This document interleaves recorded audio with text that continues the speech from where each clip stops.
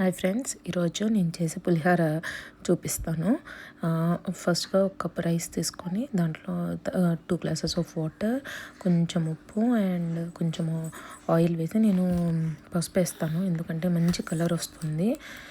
Temple style పులిహోర మాదిరి ఉంటుంది. So ఇలా వేసి 2 విజిల్స్ వచ్చిన తర్వాత తీసేసి మనం చల్లారి పెట్టుకోవాలి. ఇలా వేరే గిన్నెలోకి తీసుకొని నేను ఇలా చల్లారి పెట్టుకున్నా.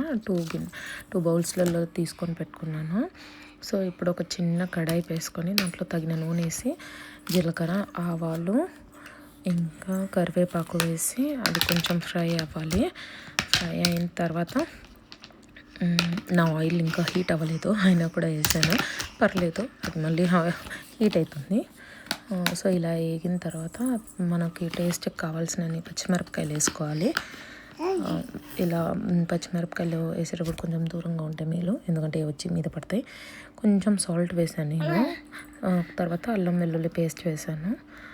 ఇప్పుడు కొంచెం బాగా వేయించుకోవాలి. ఆ అల్లం వెల్లుల్లి పేస్ట్ స్మెల్ పోయేంత వరకు వేయించుకోవాలి.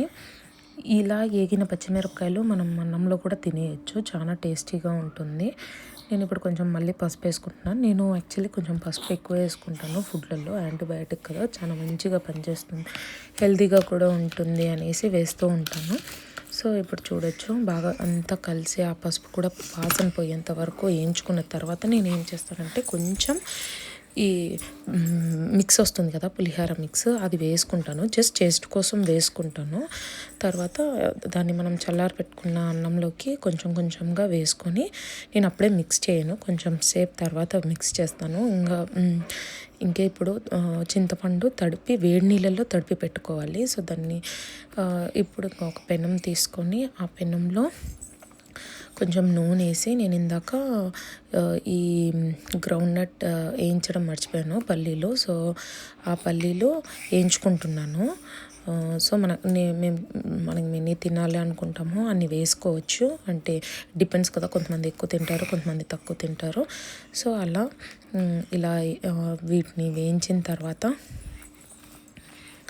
ఇలా బాగా వేయింపుకోవాలి. వేయింపుకున్న తర్వాత ఇవి బాగా వేగాయి అన్నప్పుడు మనం ఇంకా వీటిని వేరే బౌల్లోకి తీసేసుకోవచ్చు. ఇలా కొంచెం కలర్ మారుతున్నాయి అన్నప్పుడు తీసేసుకోవాలి, సిమ్లో పెట్టుకొని తీసేసుకోవాలి. నేను కొంచెం క్యాషు వేసుకుంటాను, టేస్ట్ బాగుంటుందని. సో ఆల్రెడీ వేడి నూనె కాబట్టి మనం వేయంగానే కలర్ మారుతుంది, సో తీసేయచ్చు. ఇప్పుడు నేను ఈ ఆయిల్లోకే ఇందాక నానబెట్టి పెట్టుకున్న చింతపండుని గుజ్జు అంతా పిండేసి వాటర్ ఒకటి వేస్తాను, కొంచెం సాల్ట్ వేస్తాను, అలాగే కొంచెం పసుపు వేస్తాను. ఇంకా మనం దీంట్లో కొంచెం కట్ చేసి కొంచెం ఈ చిల్లీ వేస్తే కొంచెం మంచి టేస్ట్ వస్తుంది. సో అందుకు ఇవి వేస్తాను. సో ఇలా తయారు చేసుకున్న ఈ వాటర్ ఎలా ఉండాలంటే ఇలా పొంగుతూ ఉంటుంది, మీకు చూడొచ్చు. సో నేను హైలోనే పెట్టి దీన్ని ఉడకపెడుతున్నాను. సో ఇలా ఉడికి అది పొంగుతాయి. ఇలా పొంగుతూ ఉన్నప్పుడు మనము కలిదిప్పుకుంటూ ఉండాలి. సో ఇలా ఇది ఎంతవరకు ఉండాలంటే ఈ వాటర్ అంతా దగ్గర పడిపోయి ఇట్లా థిక్ కన్సిస్టెన్సీ వచ్చేంత వరకు మనం ఉడకపెట్టుకోవాలి దీన్ని.